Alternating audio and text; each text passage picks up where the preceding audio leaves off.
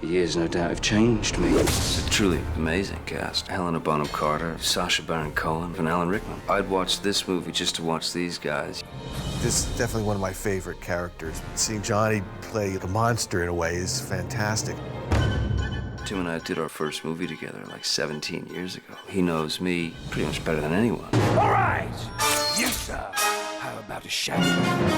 Come and visit your good friend Sweeny. You just look at Johnny's body of work and you realize that this is a man who holds himself to the highest possible standards. His choices are always really clever, and he's always great fun to watch, and he's always having fun. Seems like the fates are favouring you at last, Mr. T. Now that I see Helena Bonham Carter playing Mrs. Lovett, I can't imagine anybody else playing it. Right, what's your rush? What's your hurry? I saw Mrs. Lovett as totally amoral and somebody who was as zestful and vital as Sweeny was depressive and introverted. I think she'd rather he didn't think about killing so much. The main thing that defines Miss Lovett is that she's tragically in love with somebody who doesn't love her back. Helena came in and whipped it beyond recognition. She's just beautifully made it her own. She's a real lady. That she is. Mr. Todd? At your service. Alan Rickman has always been one of my favorite actors. He's able to be bad, but had a strange vulnerability about him as well. I look at him and you kind of don't really want to know what he's thinking. He doesn't know that he's got an appalling set of morals. He's a very successful judge, dishing out sentences to poor, presumably innocent young people. May the Lord have mercy on your soul. My character, Beadle Bamford, is a real nefarious, nasty piece of work, really. Oh, thank you, sir. You are a paragon of integrity. Well, I try to do my best for my friends and neighbours. He always likes to feel he is a pillar of the community, but in fact he's completely venal, totally untrustworthy, and very, very violent. Next time, it'll be your pretty little brains all over the pavement. Mr. Todd. Signor Pirelli. Pirelli's the competing barber in town. He is a big comic character. And it's just hysterical, his Pirelli. Toby starts off being Signor Pirelli's servant, in a way. And he is not treated very well at all until he's sort of adopted by Miss Lovett. Ed Saunders started off about this tall, and now we're finishing the film and he's about that tall. You all right there? Leave the bottle. I'm playing Joanna, which is actually Sweeney Todd's daughter, but he hasn't seen her since she was 1. Joanna. He has her locked in a madhouse. Anthony's character is very young. Although he's been to all these different places in the world, he's still very naive, and I think he's just overwhelmed by Joanna's beauty. So we run away and then all our dreams come true. They had just a certain freshness to them that we felt was important to those characters. You know, all the other characters are screwed up and nuts, and it just felt like to balance against that, you just wanted a certain purity. These are desperate times, Mrs. Lovett. And desperate measures are called for. Every character has a sort of different agenda and a different passion, and there's something that's very funny and dark about all of that together. It's truly impressive. It's astonishing. No, Mr. T. Surely one's enough for today. How about a shave? Sweeney Todd was just a different thing for me. I never tried something like this, which is a bit daunting, but also exciting. Come in. Nothing to be afraid of, love. Tim Burton had actually come to me about 20 years ago. He was a big fan of the piece. He'd seen it on stage in London.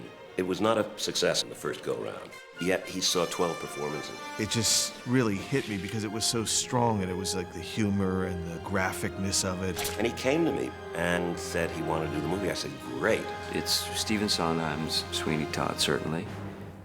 But now you've got Tim Burton into the mix. It's a whole other animal. You're bogging mad. The years, no doubt, have changed me. We had an opportunity here to get inside the emotional state of Sweeney Todd in a way that I don't think has ever been achieved. Well, it is a very cinematic piece. Something you can't see on stage is up-close actors.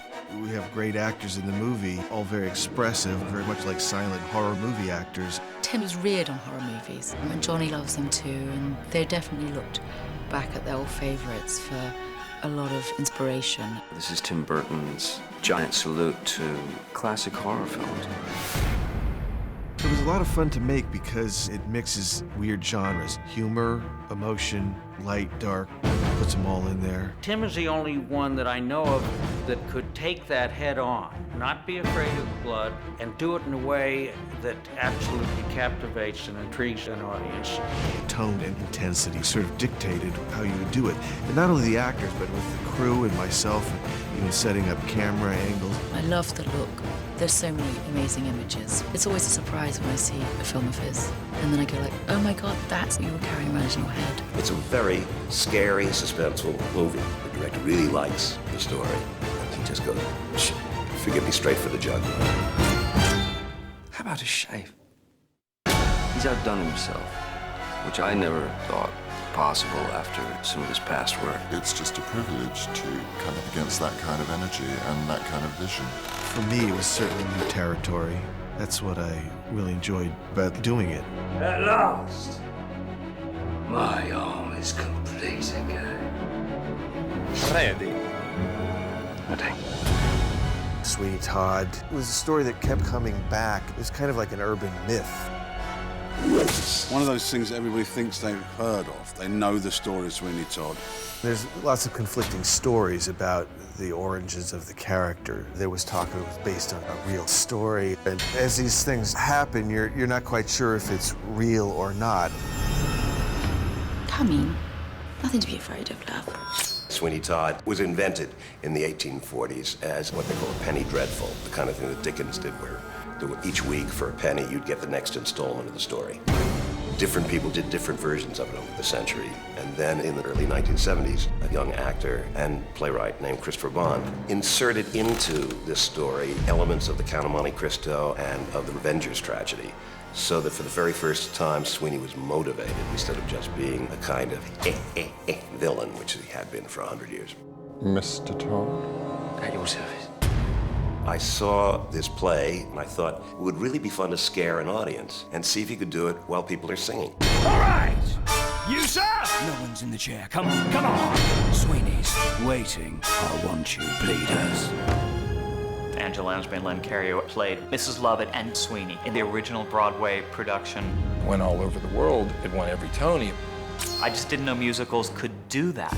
It's extraordinary that Sondheim was able to build on something that really has such tawdry beginnings, something that's just so profound.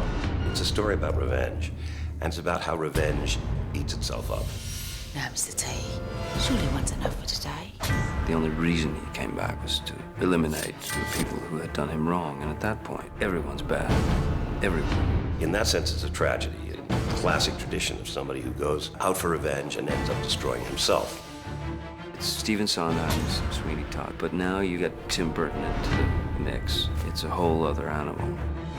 The tone is the same, but this is the de-Broadwayized. Take the Broadway out of this. It's not for people who love the stage version and want to just keep that forever recorded. It's completely reinvented. Truly impressive, really impressive. How about a shave?